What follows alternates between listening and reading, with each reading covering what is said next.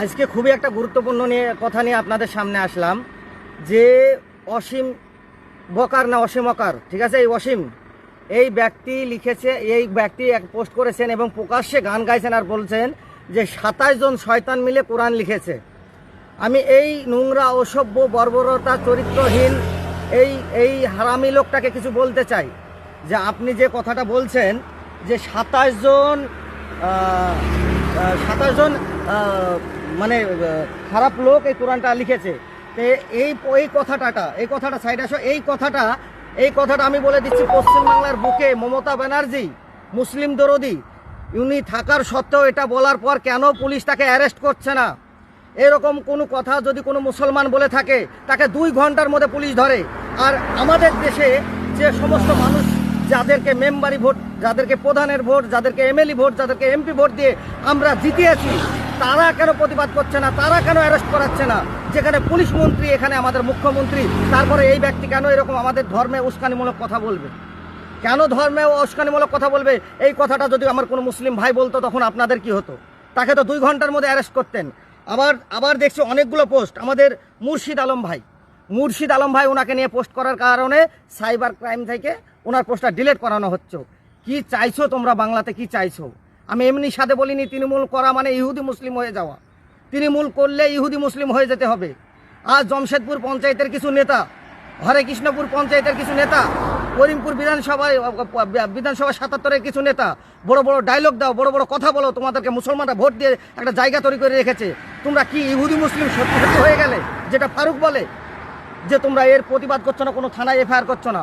জমশেদপুরের নেতা তুমি কি হোগলবাড়িয়া থানায় এফআইআর করেছো? করিমপুরের নেতা তুমি কি করিমপুর থানায় এফআইআর করেছো?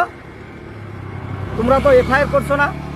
যে তোমার ধর্মকে এত বড় অপমান করছে, যে কোরআনকে অপমান করছে, আমাদেরকে শালা মানে বিভিন্ন ভাষায় আপনি গাল দেন না কেন, আমরা সহ্য করে নিতে পারি। কিন্তু আপনি কোরআন তুলে কথা বললে আপনাকে সহ্য করবো না। কোরআনের বিরুদ্ধে কথা বললে আপনাকে ছেড়ে কথা বলবো না। আপনি যে মাইকেলালি হন না কেন, আপনাকে ছেড়ে কথা বলবো না। সেজন্য বলি, এই সমস্ত ইহুদি মুসলিম থেকে সাবধান হয়ে থাকবেন। যাদেরকে ভোট দিয়ে আপনারা জিতাচ্ছেন, তারা ক্ষমতায় যাচ্ছে। আমাদের বড় বড় মন্ত্রীগুলো কি করছেন? আমাদের সিদ্দিকুল্লাহ চৌধুরী কি করছেন? ফিরহাদ হাকিম কি করছেন? আপনারা একদম সরকারের পাশের চেয়ারে বসে থাকেন। এটা যদি কোনো মুসলিম ভাই করতো তাকে কি করতেন? তাকে 2 ঘন্টার মধ্যে অ্যারেস্ট করিয়ে দিতেন। অথচ ওই ব্যক্তি যে 27 জন শয়তান মিলে কোরআন লিখেছে, কোরআনের বিরুদ্ধে উল্টাপাল্টা কথা বলছে, অনেকগুলো আয়াতের ব্যাখ্যা উনি ভুলভাল দিচ্ছেন, তারপরে এর কোনো বিচার হচ্ছে না। উনি যে কথাটা বলছেন ওটা হচ্ছে সময়ের একটা সময় ছিল যখন বদরের যুদ্ধের সময় আমাদের বিশ্বনবীদেরকে হত্যা করার জন্য তারা চেষ্টা চালাচ্ছিল। তখন আমার নবী কোনো কাজ করতেন না আল্লাহর পারমিশন ছাড়া। তখনই কোরআনে আয়াত নাজিল করা হলো যে তোমরা তাদের সঙ্গে যুদ্ধ করো, তাদেরকে হত্যা করো। তারা যদি সমর্থন করে, তারা যদি ক্ষমা প্রার্থী চায়, তাদেরকে জরিমানার মাধ্যমে তোমার ধর্ম গ্রহণ করে তাদেরকে ছেড়ে দাও। যদি কোনো মানুষ যুদ্ধ করতে না চায়, তার সঙ্গে তুমি যুদ্ধ করবে না, আত্মরক্ষার জন্য যুদ্ধ করবে। এটাই হচ্ছে আমাদের ইসলাম। তুমি একটা আয়াত নিয়ে কথা বলছো, কোরআনে আর এক জায়গায় লিখছে যে কোনো ব্যক্তি যদি একজন মানুষকে হত্যা করে, কোনো ধর্ম নিয়ে বলেনি, কোনো মানুষ যদি একজন মানুষকে হত্যা করে, সেই জন্য পুরো মানব জাতিকে হত্যা করলো। এটা কোরআনে লেখা আছে। এই কথাটা তো আপনারা বলেন না। আর এরকম কথা বলছে, আপনারা প্রতিবাদ নাই। আজ ইহুদি মুসলিমদেরকে আপনারা ভোটে জিতিয়েছেন, তাদের কোনো প্রতিবাদ নাই। আজ সাধারণ মানুষ আমরা প্রতিবাদ করতে যাব, পুলিশ আমাদের পিছনে লেগে যাচ্ছে না, ইহুদি মুসলিম লাগিয়ে দিচ্ছে। তাই বলি, এই সমস্ত দল থেকে বর্জন থাকুন। এরা ভোট ছাড়া আমাদেরকে কখনো ভালোবাসে না। এরা শুধু ভোট আর ভোট চাই। এরা জাতে ধর্ম হিন্দু মুসলিম করে রাজনীতি করতে চাই। পশ্চিমবাংলায় এর আগে এরকম ঘৃণার রাজনীতি ছিল না। তাই বলি যে যেটা আপনারা পারবেন না, আমরা কিন্তু নিশ্চয় করব, আমরা চুপ করে থাকবো না। আজকে নদিয়া জেলার AIMIM পার্টির জেলা সভাপতি আমাদের আরিক আখের সাহেব আজকে কালীগঞ্জ থানায় একটা এফআইআর দায়ের করবে। আপনারাও প্রত্যেকটা থানায় ওই নোংরা অসভ্য লোকটার বিরুদ্ধে এফআইআর করুন। কারণ এই কাজটাই যদি কোনো মুসলমান করতো, তাকে হত্যা করে দেওয়া হতো, না হলে তাকে পিটিয়ে মেরে দেওয়া হতো, না হলে ওই ইহুদি মুসলিমরা ওদের সঙ্গ দিয়ে তাকে অ্যারেস্ট করাতো। এদের মতো মানুষের জন্য দাঙ্গা সৃষ্টি হবে। এদেরকে যতক্ষণ না অ্যারেস্ট করছে ততক্ষণ এই প্রতিবাদ আমাদের থাকবে। সেই জন্য সবাইকে বলছি যে এখনও সময় আছে, আপনারা ভাবুন আপনারা কাকে ভোট দিয়েছেন। হরে কৃষ্ণপুর পঞ্চায়েতের কোন নেতাকে ভোট দিয়েছেন আপনি?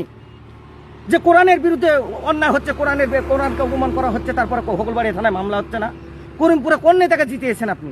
জমশেদপুরে কোন নেতাকে জিতিয়েছেন আপনি যে ইসলাম নিয়ে কোরআন নিয়ে এত বাজে বাজে কথা বলবে? যে 27 জন শয়তান মিলে কোরআন লিখেছে, এটা একটা জঘন্য কথা বলেছে। এরকম কথা বললে কোনো মানুষই সহ্য করতে পারবে না।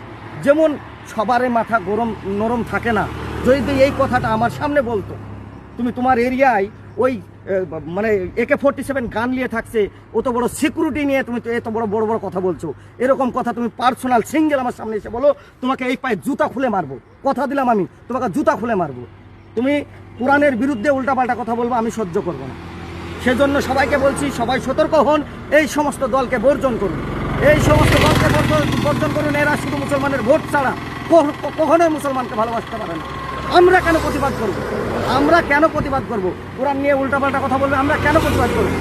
কারণ যেদেরকে আমরা ভোট দিয়েছি তারা কেন এফআইআর করছে না, তারা কেন প্রকাশ চাচ্ছে না? বুকের পাটা আছে হরে কৃষ্ণপুর পঞ্চায়েতের কোন নেতার? আমি বললাম ফারুক, হিম্মত থাকলে হকলবাড়ি থানায় একটা মামলা করে দেখাও। তৃণমূলের নেতাকে বলছি, আজ তোমরা তোমাদের কোরআন মুসলিম হয়ে যাচ্ছ, আজ তোমাদের জন্য আমাদের কোরআনকে অপমান করছে। আর এই কথাটাও শুনতে হচ্ছে পশ্চিমবাংলায় তোমাদের জন্য, কারণ তোমাদেরকে ভোটে দিয়েছি। ঘৃণা লাগছে তোমার, মানে মুসলমান বলতে আমার ঘৃণা লাগে। এটা তো